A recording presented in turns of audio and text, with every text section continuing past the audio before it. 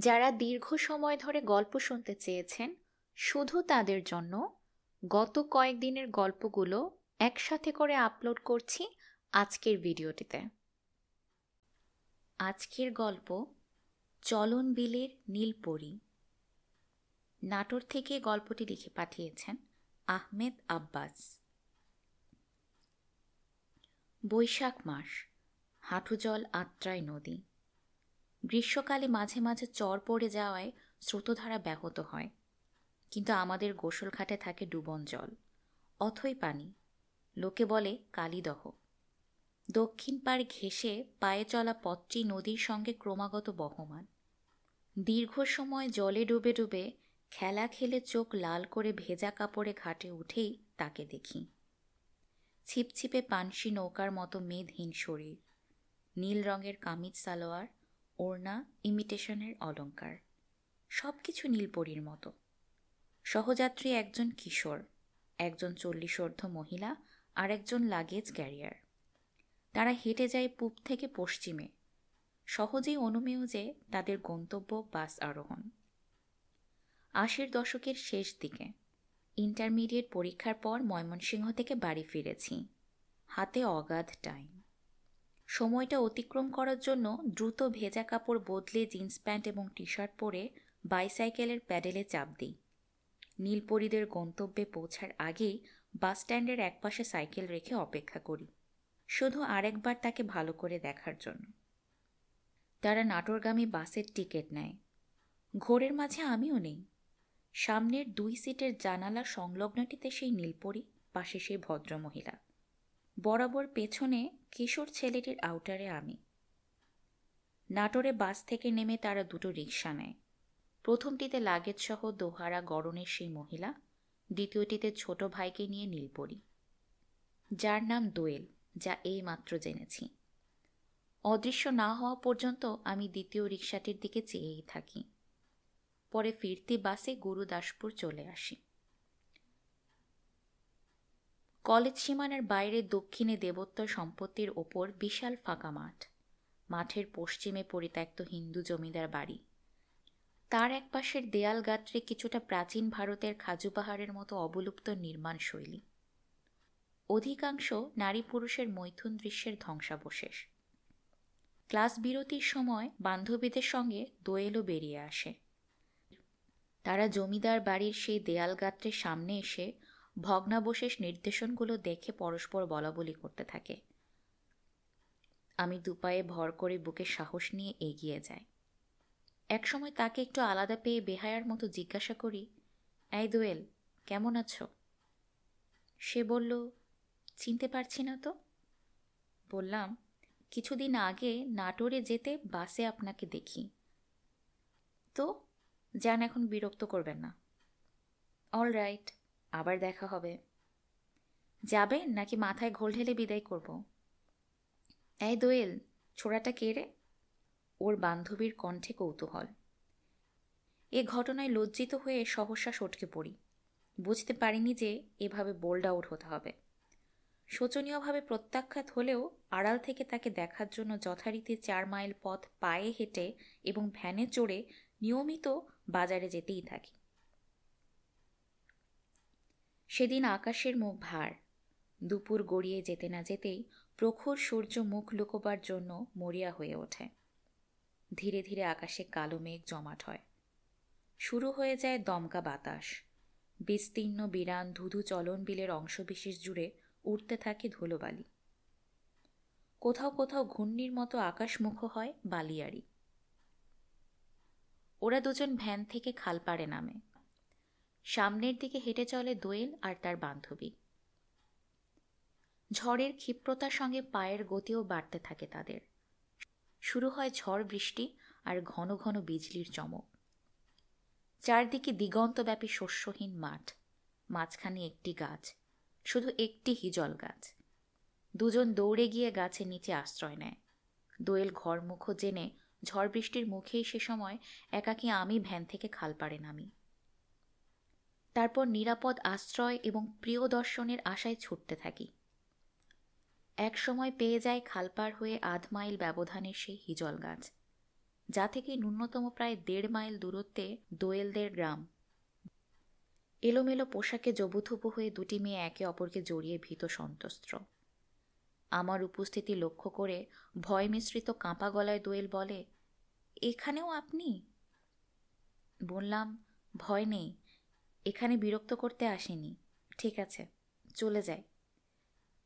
না না, আমাদের বিপদের মাঝে ফেলে রেখে আপনি যাবেন না। দোয়েলের বান্ধবী নুড়ি পাথরের ন্যায় অবলম্বন হিসেবে প্রাপ্তির প্রত্যাশায় আমাকে বলে। আমি তো আপনাকে এখান থেকে চলে যেতে বলিনি। দোয়েল তখন সম্মান দেখায় এই বলে। ভয় নেই, এই বিপদের সময় সৃষ্টিকর্তাকে ডাকুন। এই বলে অভয় দেয়া মাত্র আচানক ঝড়ের ঝাপটায় গাছের ডাল থেকে কয়টা বড় বিষাক্ত সাপ মাটিতে পড়ে। দুজন চিৎকার করে এসে আমাকে জড়িয়ে ধরে। আমি যতই বলি একটা লাঠি কিংবা ঢিলা জোগাড় করার কথা, দুজন ততই আমাকে অক্টোপাসের মতো জড়িয়ে ধরতে থাকে। সাপেরও ভয় আছে, প্রতিরোধ না নিলে সাপ আর গাছমুখো হয় না। একটি উদ্ভিদ এবং 3টি প্রাণী ব্যতীত প্রায় 1.5 মাইল অবধি জনারণ্যবিহীন। বৈরী প্রাকৃতিক পরিবেশের কারণে সাঁঝের বেলার ন্যায় দৃষ্টিগ্রাহ্যতা কমে যাওয়ায় দুজনেই ভীত এবং দিশেহারা হয়ে মুহুর্মুহু বিজলির চমকে বারবার আমাকে জাপটে ধরে, আবার নিজেরাই ছাড়িয়ে নেয়। আর আমি বান্ধবীকে একটু ছাড়িয়ে কৌশলে দোয়েলকে একটু কাছে টানার চেষ্টা করি। ধীরে ধীরে মেঘ, বিজলি, বাদল এবং ঝড় থেমে যায়। দুজন আমার সংলগ্নতা ছাড়িয়ে একটু ব্যবধানে গিয়ে ভেজা পোশাক এবং বই খাতা বিন্যস্ত করতে থাকে। মেদহীন একহারা গড়ন হলেও চমৎকার ফিগার দোয়েলের। কালো ডাগর চোখে শঙ্কামুক্ত চাহনি, যার দিকে একবার চাইলে জগৎ সংসার ভুল হয়ে যায়। তার থেকে 3 দিন পর দোয়েল কলেজে যায়। আবার সেই পুরনো জমিদার বাড়ির আঙিনায় টিফিনে সাক্ষাৎ। আমি বললাম, এই দোয়েল, কেমন আছো? ভালো নেই, তুমি একটা ডাকাত। সরি, আপনাকে তুমি বলে ফেলেছি। Don't worry, that is melodious. ফাজিল, অসভ্য। এই শোনো, তোমার সম্পর্কে অনেক খবর জানি। কি খবর? ছেলেটি বেহায়া, বেশরম, পাজি, এই তো? ধ্যাত, এগুলো না, তুমি খুব ব্রিলিয়ান্ট ছাত্র। ওসব রাখো। জানো, এই 3 দিন আমি ঘুমোতে পারিনি। আমি কি দোষ করেছি? দোয়েল জানে না সে কি দোষ করেছে। আমাকে তন্দ্রার ভেতরে জেগে থাকতে হয়, বুকের গভীরে একটা শূন্যতা ভর করে। এভাবে প্রায় প্রতিদিন সুযোগ পেলেই একের কথা অন্যকে জানানো, আর ক্রমশ আমি সব ভুলে যাই। ভুলতে থাকি দোয়েল ব্যতীত সব কিছু। 2-1 দিন দেখা না পেলেই মনে হয় বুকের বাম পাশের হৃৎপিণ্ডটা নেই। তীব্র শূন্যতায় অস্থির হয়ে অধীর অপেক্ষায় প্রহর গুনি। তারপর 3 মাস হয়ে গেল। আমি চট্টগ্রামে, কিন্তু মনটা পড়ে থাকে চলন বিলের সেই নিভৃত গ্রামে, দোয়েল পাখির প্রাণের গহীনে। মাঝে মাঝে চিঠি পাই, সপ্তাহে 2টো চিঠি না পেলে পাগল হয়ে যায়।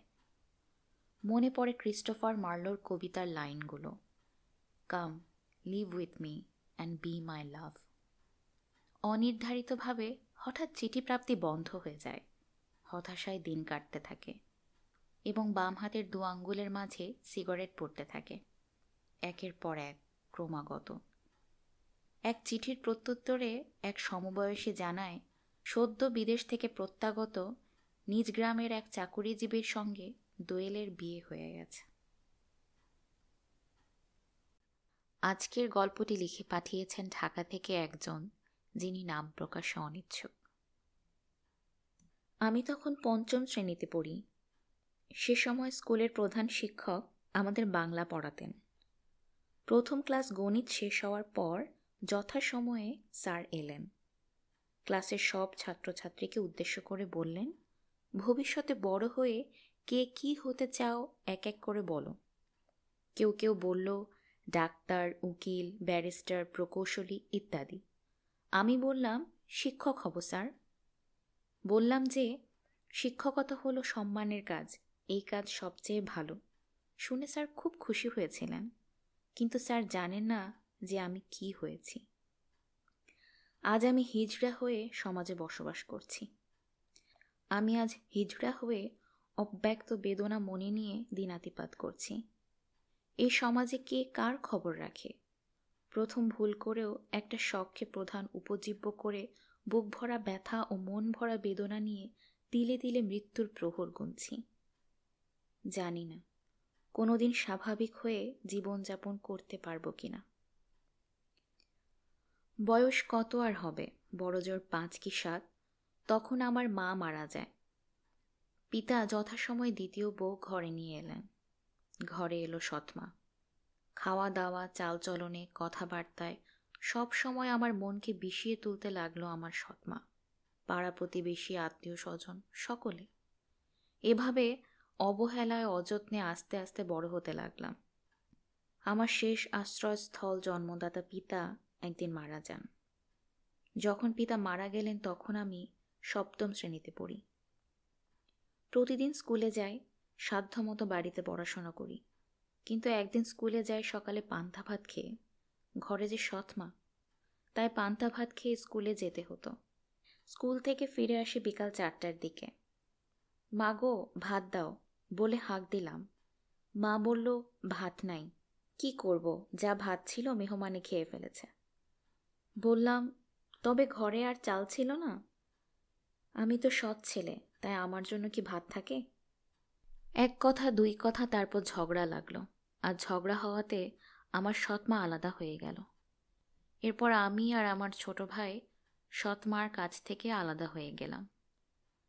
আমি কি ভাত তরকারি রান্না করতে পারি? তবু কষ্ট করে রান্না করে খেতে লাগলাম। এসএসসি পাশ করে কলেজে ভর্তি হলাম। একটা বিষয়ে লেটার নিয়ে প্রথম বিভাগে পাশ করি। তখনও জানতাম না যে হিজড়া হয়ে জীবন কাটাতে হবে আমাকে। কত কষ্ট করে রান্নাবান্না করে খেয়ে এসএসসি পাশ করেছি, আর এখন আমাকে হিজড়া হয়ে কাটাতে হচ্ছে। সমাজে ঘৃণিত, অবহেলিত ও নিন্দিত হয়ে জীবন কাটাতে হচ্ছে। এ যে কত বড় বেদনার জীবন, আমি কি করে বলবো।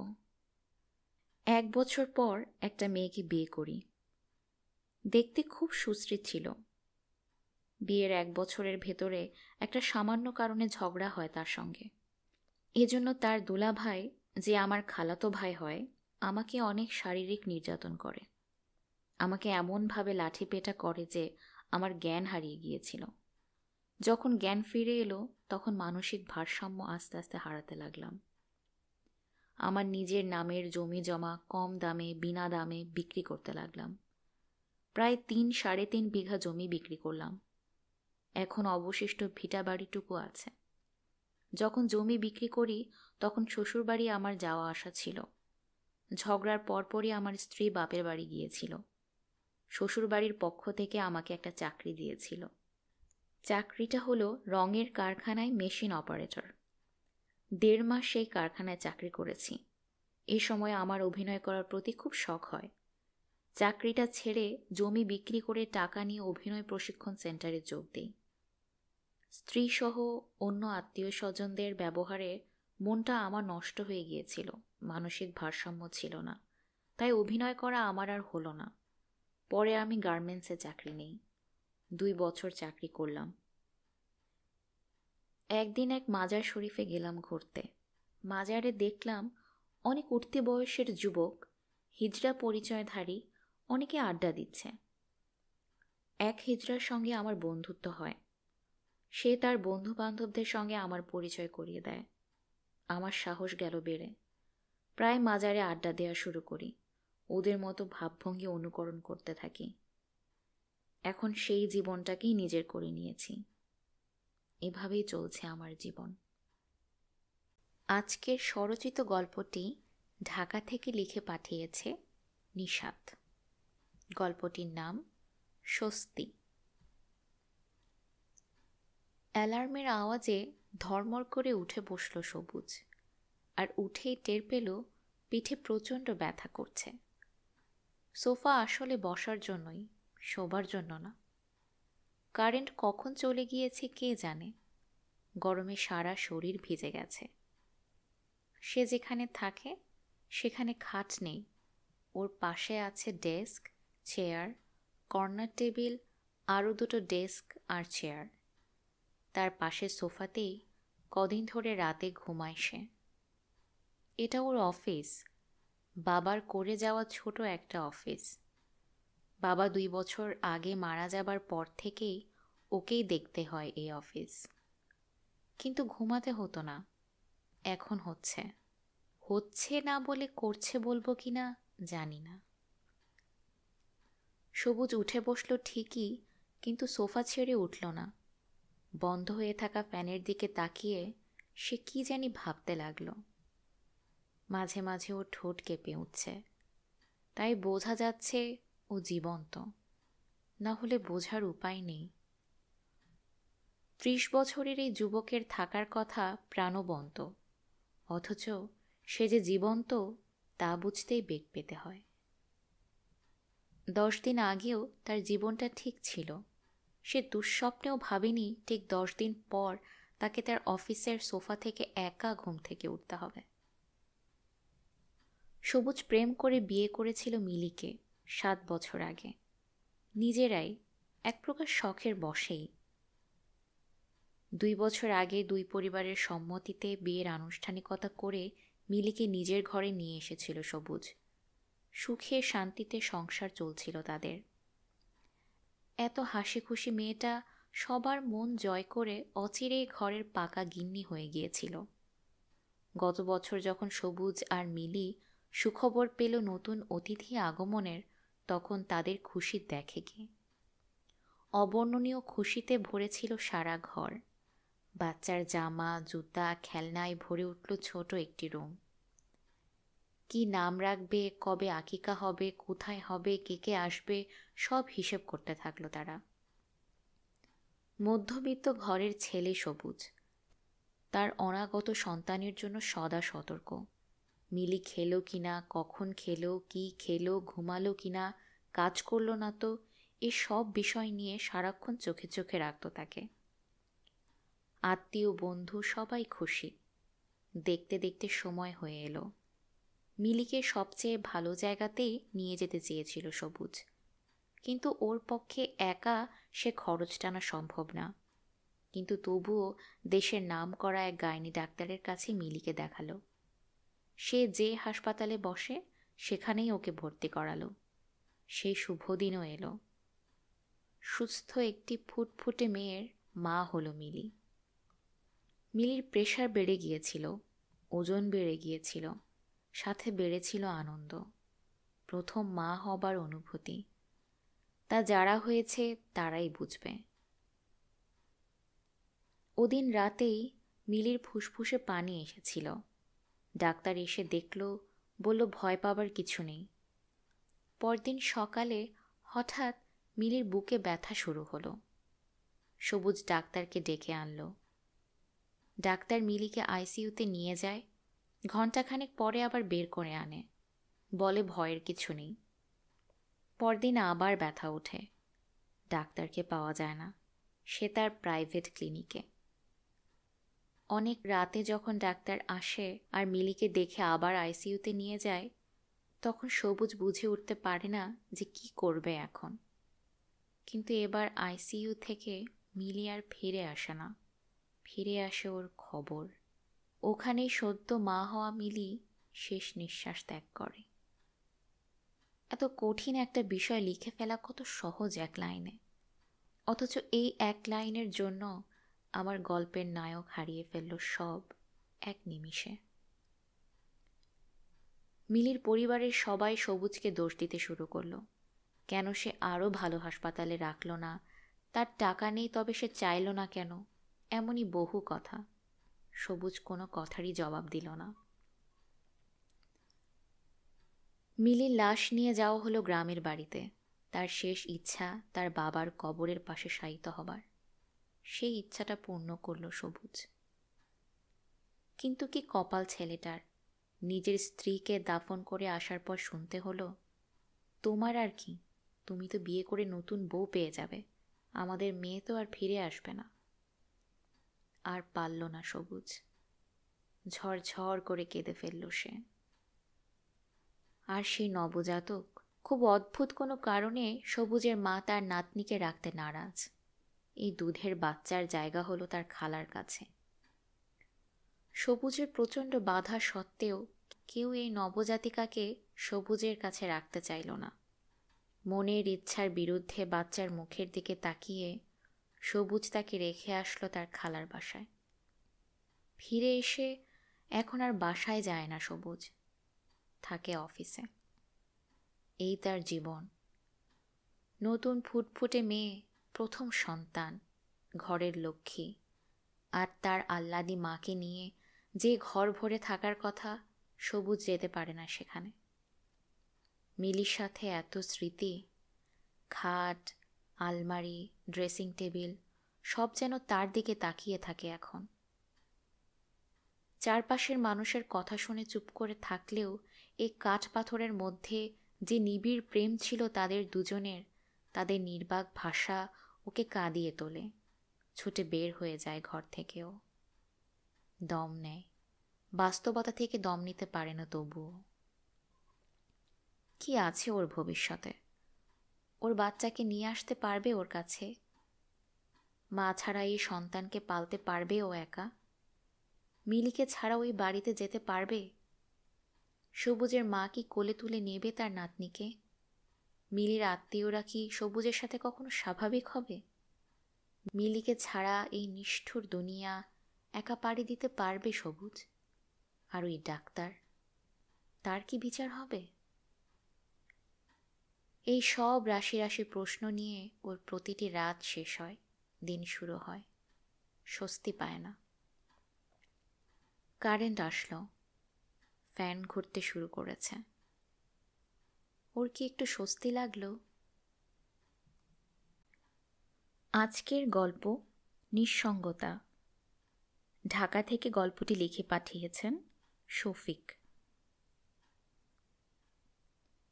পৃথিবীতে ছোট বড় সব মানুষের মনে কোনো না কোনো স্বপ্ন থাকে। হৃদয়ের নিভৃত লোকে সেই স্বপ্নকে সযত্নে লালন করে মানুষ বেঁচে থাকে। আত্মার আকুতি নিয়ে প্রহর গুনতে থাকে। কোনো শুভলগ্নে তার স্বপ্ন বাস্তবের আলোকে উদ্ভাসিত হবে। স্বপ্নের সফলতায় মানুষ যেমন আনন্দে উদ্বেলিত হয়, তেমনি স্বপ্ন ভঙ্গের বেদনায় কাতর হয়। আজও সে দিনটির কথা স্মৃতির পাতায় ভেসে ওঠে, যেদিন এসএসসি পরীক্ষায় পাশ করে সুদূর মফস্বল শহর থেকে ঢাকায় প্রথম পদার্পণ করি। অনাগত ভবিষ্যতের স্বপ্ন নিয়ে মনের সুপ্ত বাসনাকে পুঁজি করে রাজধানীতে আগমন। ঢাকায় এসেছিলাম ট্রেন যোগে। আমি 2 ক্লাসমেটকে সঙ্গে নিয়ে ঢাকায় আসি। যখন কমলাপুর স্টেশনে পৌঁছালাম তখন রাত দুপুর। কি করা যায়? কোথাও চেনা জানা বা আপনজন নেই। সুতরাং রাতযাপনে কমলাপুর স্টেশনকেই বেছে নেয়া। ফ্লোরে পেপার বিছিয়ে তারপর ব্যাগটিকে বালিশ বানিয়ে কাত হয়ে শুয়ে পড়লাম। ভোরের আজানের সময় উঠে স্টেশন প্রশাসন ভবন সংলগ্ন মসজিদে নামাজ পড়লাম। তারপর হোটেলে নাশতা খেয়ে ছুটলাম কলেজ থেকে ভর্তির ফর্ম সংগ্রহ করার জন্য। প্রথমে যে কলেজগুলো পছন্দ সেগুলো থেকে ভর্তির ফর্ম সংগ্রহ করার চেষ্টা করলাম। প্রথম নটরডেম কলেজ থেকে ফর্ম নিয়ে ইন্টারভিউ দিলাম এবং টিকলাম, কিন্তু বিধি বাম, ভর্তি হতে সাহস পেলাম না। কারণ তখন ভর্তি বাবদ যে টাকা লাগে সে টাকার মূল্য তখন অনেক, সেই সামর্থ্য আমার ছিল না। পরে আমি ভর্তি হলাম অন্য কলেজে। আমার সঙ্গে 2 বন্ধুর একজন আমার কলেজে ভর্তি হলো। তাদের সামর্থ্য আমার চেয়ে অনেক ভালো। তারা আমাকে ঢাকায় নিয়ে আসা পর্যন্তই তাদের কর্তব্য ও দায়িত্ব পালন শেষ করল। কিন্তু আমি পড়ে গেলাম বিপাকে। বাড়ি থেকে আমাকে টাকা দেওয়ার মতো কেউ নেই। খুব ছোটবেলায় বাবাকে হারাই, তারপর কোনো রকমে এসএসসি পাশ করি। মনোবল ও ইচ্ছাশক্তি প্রয়োগ করে ঢাকায় আগমন। ঢাকায় এসে দেখি মানুষের হৃদয়গুলো যেন ইট পাথরের তৈরি দালান কোঠার মতো শক্ত, নির্মম, নিষ্ঠুর।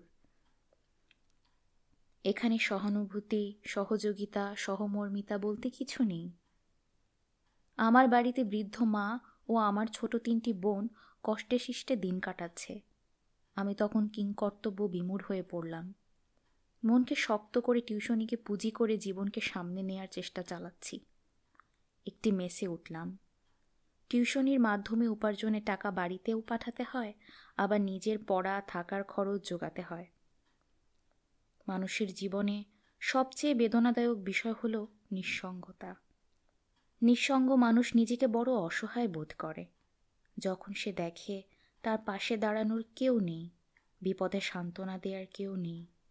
জীবনের বোঝা একাই তাকে বহন করতে হবে এবং একাই তাকে জীবন সংগ্রামের সুদীর্ঘ পথ পাড়ি দিতে হবে। তখন সে বড় বিপন্ন বোধ করে। নিঃসঙ্গ মানুষও জীবন সংগ্রামে অবতীর্ণ হতে চায়, ঝড়ের ঝাপটা উপেক্ষা করে সামনে এগিয়ে যেতে চায় এবং হয়তো কিছুদূর এগিয়ে যায়ও। কিন্তু এক সময় সে ভেঙে পড়ে হতাশায়, আর উঠে দাঁড়াতে পারে না, কেননা তাকে সাহায্য করার জন্য কোনো দরদি হাত এগিয়ে আসে না। সামনে সে কোনো হাতছানি দেখতে পায় না এবং কোনো সান্ত্বনার বাণীও শুনতে পায় না। এভাবে নিঃসঙ্গতার চোরাবালিতে হারিয়ে গেছে কত প্রতিভা, কত সম্ভাবনা, কে তার খোঁজ রাখে? মানুষ এখন নিজেকে নিয়ে বড় বেশি ব্যস্ত। কেউ কারো সঙ্গী হতে চায় না, কেউ কাউকে সঙ্গ দিতে চায় না। তাই একবার যে পিছিয়ে পড়ে, চিরকালের জন্য সে পিছিয়ে পড়ে। হোঁচট খেয়ে একবার যে পড়ে যায়, চিরকালের জন্য সে হারিয়ে যায়। তারই পৃথিবীতে সে বড় একা, বড় নিঃসঙ্গ হয়ে পড়ে। জগৎ সংসারে নিঃসঙ্গতার যন্ত্রণায় যারা দগ্ধ, আমি তাদের ভালোবাসি। আমি তাদের পাশে দাঁড়াতে চাই, তাদের সান্ত্বনার বাণী শোনাতে চাই। মানুষের নিঃসঙ্গতার বেদনা ও যন্ত্রণা আমি বুঝতে পারি, কেননা আমারও জীবনে ছিল নিঃসঙ্গতার অভিশাপ। তখন আমার বড় প্রয়োজন ছিল কোনো অন্তরঙ্গ মুখের একটু স্নিগ্ধ হাসির, একটু সান্ত্বনার বাণী। জীবনে মরুপথে প্রখর রোদে আমি যখন ক্লান্ত, শ্রান্ত এবং বিধ্বস্ত, তখন বড় ব্যাকুল হয়ে আমিও কামনা করেছিলাম কোনো দরদি বন্ধু যেন আমার কাছে এসে দাঁড়ায় এবং মাথায় সান্ত্বনার হাত বোলায়। কারো কারো মমতা ঝরা কণ্ঠে আমি যেন শুনতে পাই এই আশ্বাস বাণী, ভয় কি বন্ধু, আমি তো আছি তোমার পাশে। কিন্তু কেউ কাছে আসেনি, কেউ পাশে দাঁড়ায়নি এবং কেউ কিছু বলেনি। আমি বড় বেশি আশা করেছিলাম, তাই হয়তো বড় বেশি হতাশ হয়ে একেবারে ভেঙে পড়েছিলাম। মনে হয়েছিল আমি ডুবে যাব, আমি তলিয়ে যাব এবং চিরকালের জন্য হারিয়ে যাব। দারিদ্র্যের জাতাকলের নিচে পড়ে পিষ্ট হতে হতে আমি বেঁচে আছি, কিন্তু কষ্টের ন্যায় প্রাপ্তিটা যৎসামান্যই হয়েছে। তথাকথিত সমাজসেবক, আমলা, এমনকি রাজনীতিবিদদের দ্বারে দ্বারে ধর্ণা দিয়েছি, কিন্তু কাজের কাজ কিছুই হয়নি। সবাই আমাকে আশার বাণী শুনিয়েছে, বাস্তবে প্রতিফলিত হয়নি। মানুষ বেঁচে থাকে স্বপ্ন ও আশার উপর নির্ভর করে, কিন্তু যেখানেই বিপুল আশা আকাঙ্ক্ষা নিয়ে হাত বাড়িয়েছি, সেখান থেকেই রিক্ত হাতে ফিরে এসেছি। এখনও আমি আশার উপর নির্ভর করে হাঁটি, স্রেফ একা এবং নিঃসঙ্গভাবে। নিরন্তর একা চলা আমাকে শক্ত মানুষে পরিণত করেছে, বাস্তবকে কঠিনভাবে উপলব্ধি করার ক্ষমতা দিয়েছে। জানি না এর শেষ কোথায়। আজকের গল্প অপূর্ণতা। সিলেট থেকে গল্পটি পাঠিয়েছেন মাসুম। শ্রাবণের পড়ন্ত বিকেল, দিনান্তে অঝোর বৃষ্টির শেষে এক পশলা সোনালি রোদে ধরণীতে অনাবিল স্বস্তির ছোঁয়া বয়ে যাচ্ছে। আজ এমন একটি মুহূর্তে নিজেকে আর সংযত রাখতে পারলাম না, হয়তো ইচ্ছেও করল না। এতদিনের লজ্জা আর সংকোচকে উপেক্ষা করে ছাদে উঠলাম, তোমাকে শেষবারের মতো দেখতে। আজ তুমি সপরিবারে লন্ডন চলে যাচ্ছ, হয়তো আর কখনো ফিরে আসবে না। বিদায়ের পর্বটা বোধ হয় আগেই সেরে ফেলেছ, তাই তো সবার আগেই চিরপরিচিত রাস্তায় পায়চারি করছ। দূর থেকে দাঁড়িয়ে আমি তোমাকে দেখছি। অনেক বছর আমরা পাশাপাশি বাসায় ছিলাম, সামনাসামনি কখনো কথা হয়নি তোমার সঙ্গে, তবে চোখে চোখে ঠিকই হয়েছে। আর রাস্তা দিয়ে যখন চলতাম, মাঝে মাঝে তোমাকে দেখার লোভটুকু সামলাতে না পেরে তোমারই খোলা জানালার পানে চেয়ে থাকতাম। তুমি কার্নিশ ধরে উদাস নয়নে আমায় দেখতে। তোমারই অজান্তে দক্ষিণা সমীরণে দোল খেয়ে ওই খোলা কেশ আমাকে নিভৃতে হাতছানি দিত, যা আমার হৃদয় সমুদ্র ভালোবাসার ফেনিল ঢেউ উত্তাল করে তুলত। তা কখনো জানতে না। মাঝে মাঝে ক্রিকেট খেলার সময় আমি যখন ব্যাট করতাম, তখন অজানা আকর্ষণে বলটি ছুটে যেত তোমাদের বাসার আঙিনায়। ওপাশ থেকে বলটি কুড়িয়ে আমার দিকে মৃদু হেসে ছুড়ে দিয়ে পালিয়ে যেতে। তখন কি আনন্দই না আমার মনে ঘুরপাক খেত। মনে হতো কোনো এক চপলা হরিণী গভীর অরণ্যে নিজেকে আড়াল করছে। একদিন আমাকে দেখিয়ে তোমাদের ছাদের দেয়ালে কি যেন লিখে চলে গেলে। তোমার হৃদয় নিংড়ানো লেখাগুলো অবলোকনের জন্য ওই দিন আমাকে একটি দূরবীন কিনতে হয়েছিল। দেয়ালের মধ্যে বড় বড় অক্ষরে লিখেছিলে 1, 4, 3। সেদিন সারা রাত আমি সংখ্যাগুলোর বিশ্লেষণ খুঁজেছি। যখন 1, 4, 3-এর বিশ্লেষণ খুঁজে পেলাম, তখন দেয়ালে ঝুলন্ত ঘড়ির কাঁটা জানান দিল রাত 3টা বাজে। কি আর করা, নিদ্রা দেবীকে ওই রাতের জন্য বিদায় জানিয়ে তোমার কাছে এক টুকরো চিরকুট লিখেছিলাম। তুমি লেখাটি পড়ে প্রত্যুত্তরে দূর থেকে এক ঝিলিক মুক্তা ঝরা স্নিগ্ধ হাসি উপহার দিয়েছিলে। জানি না সেদিন তোমার হাসিতে কি ছিল, আমি ঠিক বুঝে উঠতে পারিনি। তবু তোমায় আজও ভুলতে পারিনি। আজ তুমি চলে যাচ্ছ আমার সীমানা ছাড়িয়ে অনেক অনেক দূরে, কোনো এক স্বপ্নীল জীবনের সন্ধানে। হয়তো এ নশ্বর ধরণীতে তোমার সঙ্গে আর দেখা হবে না। তবুও তোমার স্মৃতি হৃদয়ে আঁকড়ে ধরে শূন্য জীবনের শেষ প্রহর পর্যন্ত প্রতীক্ষায় থাকব। হয়তো তুমিও জীবন স্রোতের বাকি দুচোখের অশ্রুতে সিক্ত হয়ে খুঁজবে আমায়। তখন হয়তো আমি এ ধরার বন্ধন ছিন্ন করে থাকব কোনো এক মাটির ঘরে। এক এক করে সবাই গাড়িতে উঠতে লাগলো। সবার শেষে গাড়িতে ওঠার আগে বিরহী নয়নে আমার পানে এক পলক চেয়ে নিলে। সে চাহনি আমাকে জানিয়ে দিল, তোমার অন্তরে কেবল লন্ডনে যাওয়ার আনন্দ বিচলিত নয়, অনেক কিছু হারানোর চিহ্নও ফুটে উঠছে। ভেবেছিলাম তোমার চোখ ফাঁকি দিয়ে কেবল আমি তোমাকে দেখছি, কিন্তু বিদায়ের শেষ চাহনি বুঝিয়ে দিল হৃদয় নেত্রে তুমি আমাকে দেখছিলে। মুহূর্তে মনে হলো আমার হৃদয় মাঝে যে ভালোবাসা লুকিয়েছিল, বিদায় বেলায় তা প্রকাশ পেল। তোমার চলে যাওয়ার সে দৃশ্য আমার কষ্টকে আরও বাড়িয়ে দিল, কারণ এ দৃষ্টিতে আমি আমার নীরব প্রশ্নের উত্তর খুঁজে পেয়েছিলাম। কিন্তু বড্ড দেরি হয়ে গেল, তাই অপূর্ণতা আজও আমাকে কাঁদায়। আজকের গল্প কারাগার। বগুড়া থেকে গল্পটি লিখে পাঠিয়েছেন আকাশ। কারাগার বললেই মনের মধ্যে যেসব চিত্র ভেসে ওঠে সেগুলো হলো উঁচু লাল দেয়াল, সার্চ লাইট, বড় লোহার গেট, প্রহরী, নিম্নমানের খাবার, বিশেষ পোশাক ইত্যাদি। উপমহাদেশের চলচ্চিত্রেও এ ধরনের একটা দৃশ্যপট তৈরি করা হয় প্রায়ই। এক কথায় ওটা ক্রিমিনালদের জায়গা। আমি জেলে যাবার আগে ভাবতাম জেলের ভেতরে মানুষ কিভাবে জীবনযাপন করে, কি খায়, দম বন্ধ হয়ে আসে না? জেল খেটে আসা দু একজনকে জিজ্ঞেস করতাম, ভাই ওখানকার জীবন কেমন, খাবার বা অন্য সব? উত্তরে যা ওরা শোনাতো তা অবাস্তব। একবেলা ভাত দেয়, যার অর্ধেক পাথরে ভরা, পানির মতো পাতলা ডাল, তরকারি কখনো দেয় কখনো না, একটা রুটি ইত্যাদি।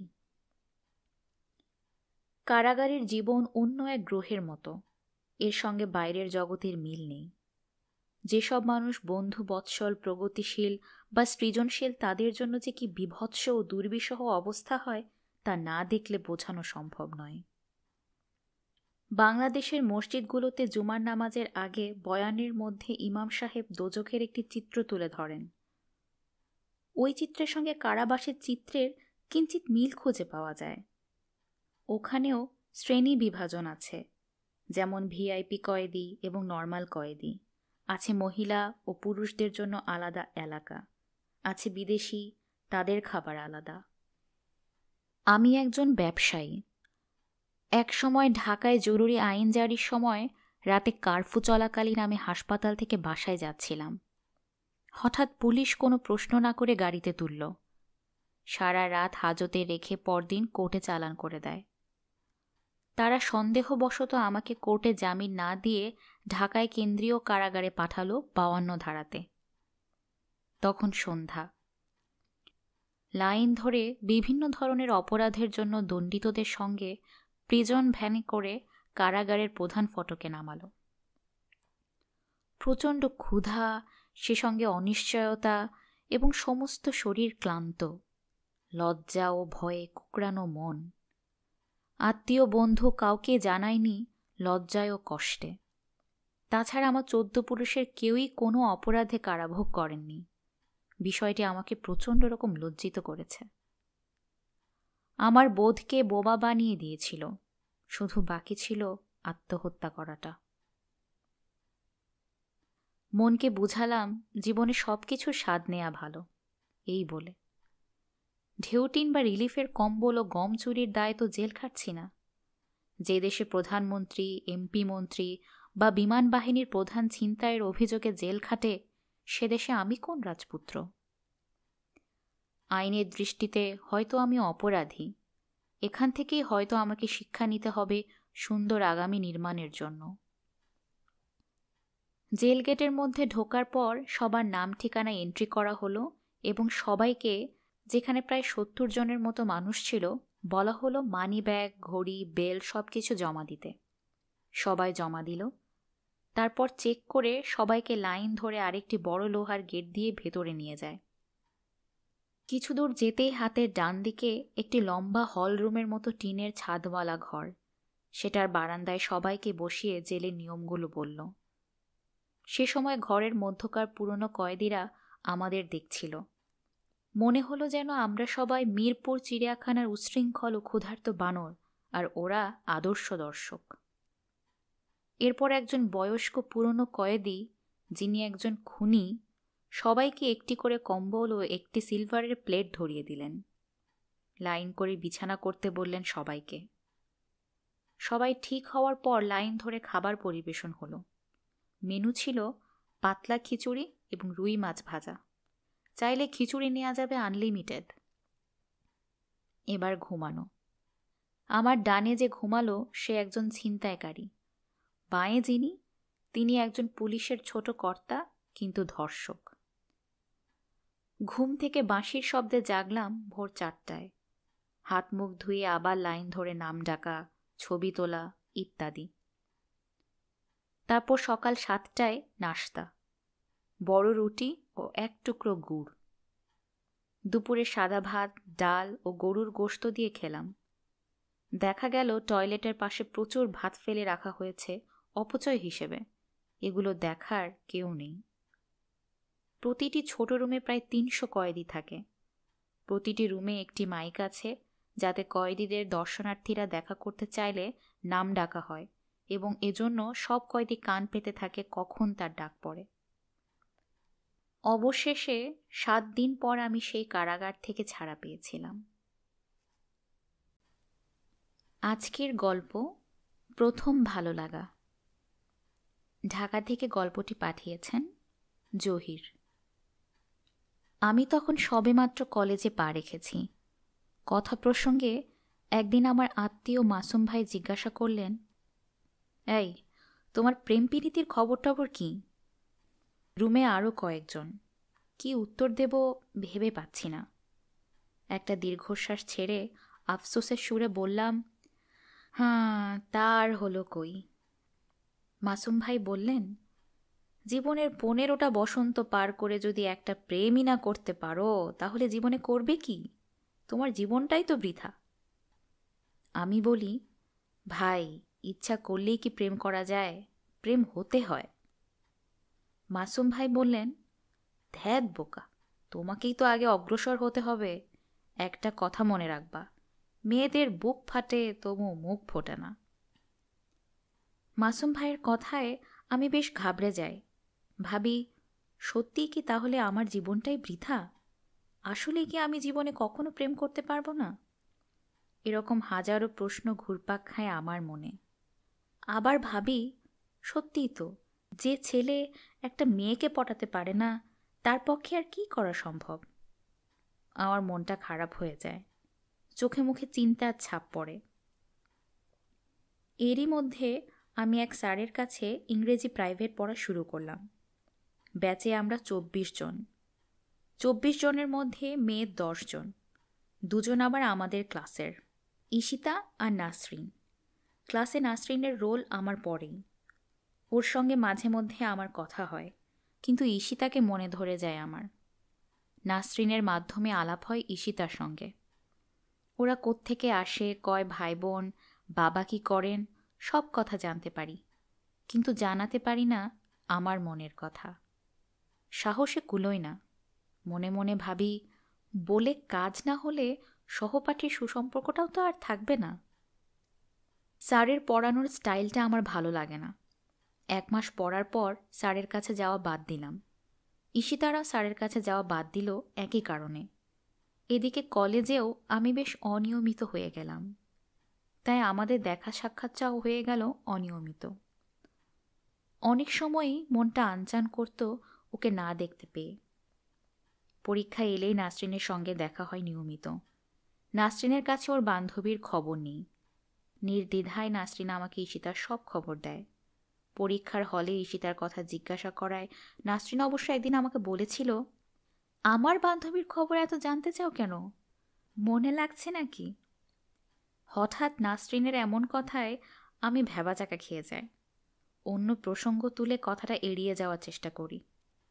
নাসরিন আমাকে অভয় দিয়ে বলে, বলো, বললে ক্ষতি কি? আমি যে শুধু খোঁজ খবর জানার জন্যই জিজ্ঞাসা করেছি এমন ভান করার চেষ্টা করি। স্যাররা খাতা নিয়ে পরীক্ষার হলে প্রবেশ করায় আর কথা বাড়ায়নি নাসরিন। আমিও সেদিনের মতো বেঁচে যাই। টেস্ট পরীক্ষার পর ফাইনাল পরীক্ষা অবধি কোনো ক্লাস নেই। দেখা হওয়ার মতো সুযোগও শেষ হয়ে গেল। ভাবলাম ফর্ম ফিল আপের সময় হয়তো দেখা হবে। ছেলে এবং মেয়েদের জন্য আলাদা আলাদা তারিখ নির্ধারণ করায় সেই সম্ভাবনাটাও নস্যাৎ হয়ে গেল। ছেলে এবং মেয়েদের পৃথকভাবে রেজিস্ট্রেশন করানোই ফাইনাল পরীক্ষাতেও আলাদা সিট পড়ল। বিশ্ববিদ্যালয়ে ভর্তির আগ পর্যন্ত আর দেখা হলো না। এর মধ্যে অনেক সময় পার হয়েছে। আমার জীবনের ওপর দিয়ে ঝড়ঝাপটা বয়ে গেল অনেক। বিশ্ববিদ্যালয়ে ভর্তির চিন্তা নিয়ে আমি ব্যস্ত। ঈশিতাকে যে একেবারে ভুলে গেছি তাও নয়, মাঝে মধ্যে মনে পড়ে। মাসুম ভাই বলেন, এরকম ভুল মানুষে করে? ফোন নম্বরটা তো অন্তত নিয়ে রাখবা। নিজের ভুল বুঝতে পেরে আমি মাথার চুল ছিঁড়ি। মাসুম ভাই হাসেন আর বলেন, সময়ের 1 ফোর, অসময়ের 10 ফোর। ঢাকা ভার্সিটির ভর্তি পরীক্ষার ফল বেরুলো। আমাদের কলেজ থেকে আমরা চান্স পেলাম 17 জন। ঈশিতার চান্স পাওয়ার খবরটাও জানতে পারলাম। মেধা স্কোরটা জানা সম্ভব হলো না। অনেক পরে জানতে পেরেছিলাম কোন বিভাগে ভর্তি হয়েছে সে। এক বন্ধুর কাছ থেকে ফোন নম্বরটাও জোগাড় করলাম। একদিন রাত 12টার পর কল করে নিজের পরিচয় দিলাম। তখন সে আমাকে ঠিক মনে করতে পারছে না। বললাম, ক্যাম্পাসে একদিন দেখা করো, আশা করি চিনতে পারবে। দেখা করার জন্য দিনক্ষণ ঠিক করলাম। তারপর আর আমার ঘুম আসে না। প্রায় 1.5 বছর কাঙ্ক্ষিত কোনো এক মানুষকে দেখার অপেক্ষা। মনের মধ্যে অনেক উত্তেজনা। অবশেষে দেখা হলো, কথা হলো। সেদিন চিনতে না পারার জন্য দুঃখ প্রকাশ করল ঈশিতা।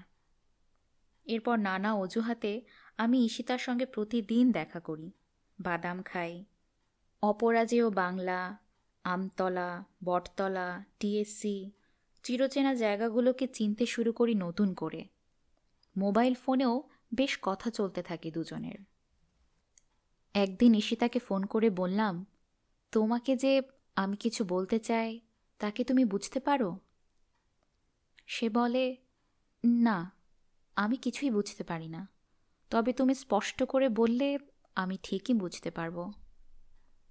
আমি বললাম, তোমাকে আমার ভালো লাগে, আমি তোমাকে ভালোবাসি। প্রত্যুত্তরে সে যা বলল তা আমার চিরজীবনের জন্য শিক্ষা। সে বলল, চলার পথে কত মানুষকেই তো ভালো লাগতে পারে, তাই বলে নিজের আত্মসম্মান বিসর্জন দিয়ে তার কাছে গিয়ে বলতে হবে তোমাকে আমার ভালো লাগে? আমার মাথায় যেন আকাশ ভেঙে পড়ল। তবে কি সত্যিই আমার প্রেম হবে না? রুমমেটদের সঙ্গে ধরা বাজিতে সেদিন আমি জিতে গেলাম ঠিকই, কিন্তু আজীবনের জন্য হেরে গেলাম আমার আমিত্ব আর আত্মসম্মানবোধের কাছে। নিজের কাছেই ছ্যাঁকা খেয়ে গেলাম। মাসুম ভাইকে ফোন করে জানালাম সব ঘটনা। সব কথা শুনে তিনি শোনালেন তার নতুন থিওরি, আত্মসম্মান বোধ নিয়ে প্রেম চলে না। আজকের গল্প মুনিয়া। গল্পটি পাঠিয়েছেন শামসুন নাহার। একটা গল্প লিখতে ইচ্ছে করছে, একটা মেয়ের গল্প। মেয়েটি জন্মেছে এমন একটি সময়ে যখন চারদিক শীতার্ত। এক ঠান্ডা সকালে মেয়েটি পৃথিবীতে মুখ দেখালো। মেয়েটার নাম মুনিয়া। ছটফটে, দুরন্ত আর ভীষণ সে। আজ বহু বছর পর মুনিয়া ফিরে যায় ওর জন্মের পরবর্তী সময়গুলোই। একদম ছোটবেলার কথা তার মনে নেই। মা, বোন আর বাবার কাছ থেকে সে তার ছোটবেলার কথা কিছু শুনেছে। ও দেখতে নাকি ওর দাদির মতো ছিল। ওর বাবা ওকে কখনো মা বলে ডাকতেন না, ডাকতেন বড় আপাকে। একদিন ছাদে ঘুরতে যায় মুনিয়া। হঠাৎ খেয়াল করে একটা ছেলে বারবার হাতে তালি দিয়ে ওদের কবুতরগুলো উড়িয়ে দিচ্ছে। ভীষণ রাগ হয় মুনিয়ার। কেন ওরকম করছে ছেলেটা? হঠাৎ খেয়াল করে মুনিয়া, ফিরে তাকালে ছেলেটা হাততালি থামিয়ে দিচ্ছে। মুনিয়া ফিরে গিয়ে ঘটনাটা বুবুকে বলে। বুবু চোখে মুখে দুষ্টুমির ভাব এনে বলে, দেখ, মনে হচ্ছে তোর প্রেমে পড়ে গেছে ছেলেটা। একটা অদ্ভুত অনুভূতি দ্রুততায় সারা শরীরের ওপর দিয়ে ছড়িয়ে যায় মুনিয়ার। মাথার ভেতরে শব্দটা মাঝে মধ্যে উঁকি দিচ্ছে আর মনে একরকম শিহরণ তুলছে।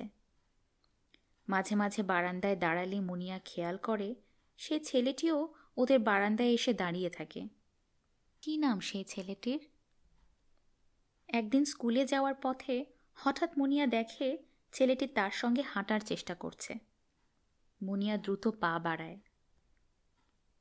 ভয় পেও না মুনিয়া, আমি সূর্য, আমি তোমার নাম জেনে নিয়েছি। আজ তোমার কি পরীক্ষা মুনিয়া? কিন্তু এই একটা প্রশ্নের উত্তর দিতে গিয়ে মুনিয়া 3 বার ভুল করল। না, মানে অঙ্ক, না ভূগোল, মানে মানে ইংরেজি। মুনিয়ার তো এরকম হওয়ার কথা নয়, ও তো অনেক স্মার্ট আর সাহসী, তাহলে এমন কেন হলো? বিকেলে পরীক্ষা শেষে বাড়ি ফিরতেই মায়ের অগ্নিমূর্তি। কি বলল সেই ছেলেটি তোকে? শিগগির বল আমাকে। ভালো লাগা বোঝার আগেই ছন্দপতন।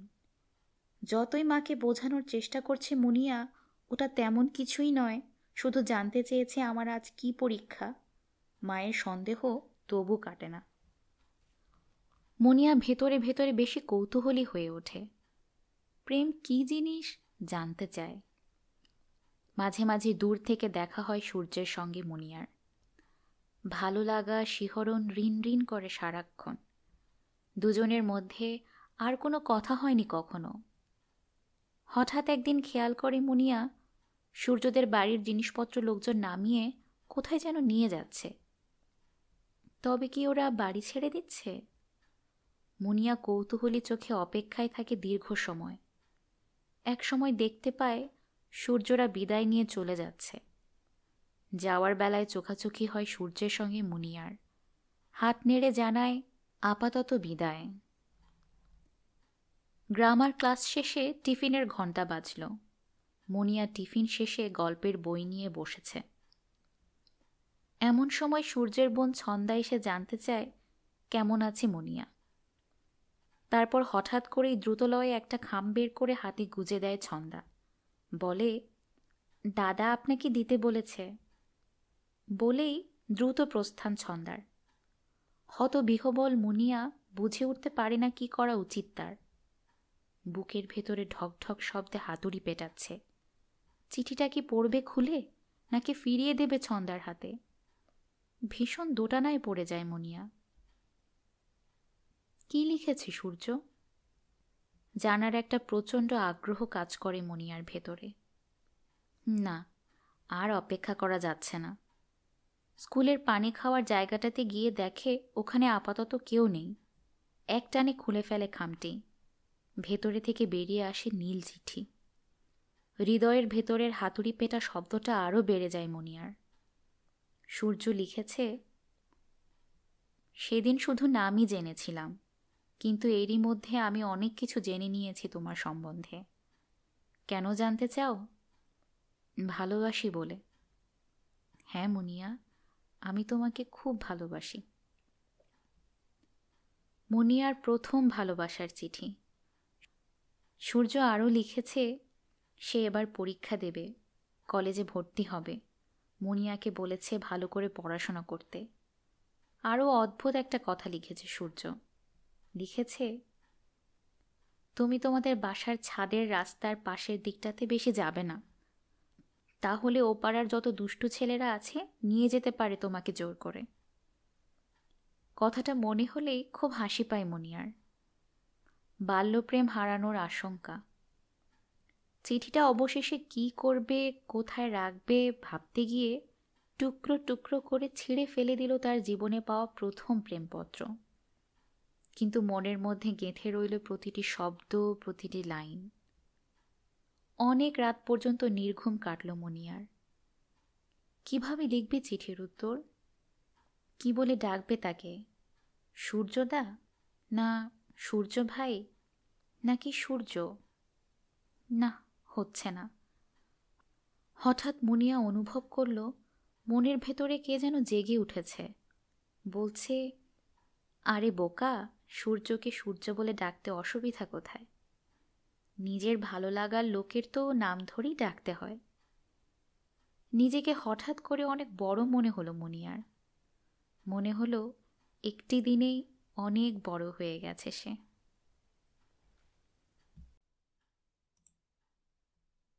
গল্পটি এখানেই সমাপ্ত। কেমন লাগলো এই গল্প শুনে কমেন্ট করে জানান আমাকে, আর শেয়ার করে অন্যদের জানান এই গল্পটা। সাবস্ক্রাইব করে না থাকলে এখনই করে ফেলুন। আপনার গল্পের অপেক্ষায় থাকলাম। আজকের মতো বিদায়।